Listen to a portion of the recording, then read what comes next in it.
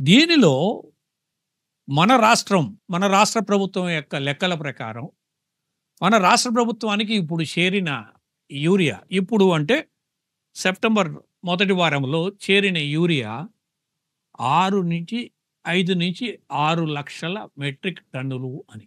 అంటే మనకి ఇంకా కూడా రావాల్సింది 3-4 లక్షల మెట్రిక్ టన్నులు రావాలి. ఒక ఆగస్టులోనే చూసుకుంటే 3,50,000 3.5 lakh మెట్రిక్ టన్స్‌కు బదులుగా 1.7 lakh మెట్రిక్ టన్స్ యూరియాని తెలంగాణ రిసీవ్ చేసుకుంది. సెప్టెంబర్ 3వ తారీఖుకి తెలంగాణలో 40,000 మెట్రిక్ టన్నులు మాత్రమే యూరియా అవైలబిలిటీ ఉంది. సో, అసలు ఈ యూరియా ఇంతగా రావడానికి కారణం ఏమిటి? కారకులు ఎవరు?